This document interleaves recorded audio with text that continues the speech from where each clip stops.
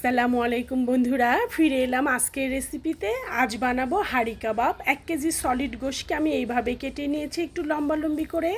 1 চা চামচ লবণ দিয়ে দিব এর ভিতরে, 1 টেবিল চামচ আদা রসুন পেস্ট, 2 টেবিল চামচ টক দই ফেটিয়ে রেখেছি, এটাও দেব।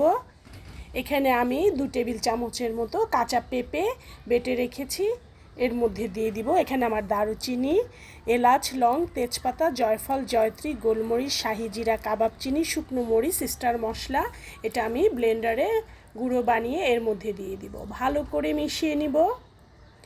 এবার ঢেকে ম্যারিনেশন করতে দিব মিনিমাম 3 ঘন্টা, পারলে আপনারা 12 ঘন্টাও রাখতে পারেন।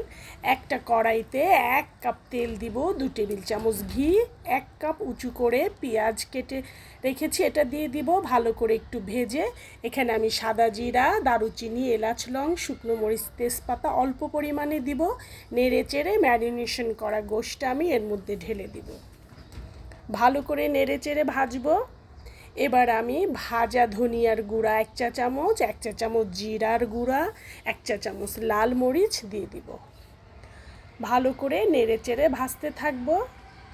25 থেকে 30 মিনিট টাইম লাগবে এটা হতে। ম্যারিনেশনটা এত ভালো হয়েছে বন্ধুরা, গোশটা এমনিতেই সফট হয়ে গিয়েছে। ভাজতে ভাজতে যখন লাল হয়ে যাবে তখন আমি একটা প্যানে এটাকে ঢেলে নেব। নিয়ে আমি গরম কয়লার মধ্যে একটু ঘি ঢেলে ঢাকনা দিয়ে ঢেকে একটু স্মোকি ফ্লেভার দেওয়ার জন্যে রেখে দিব।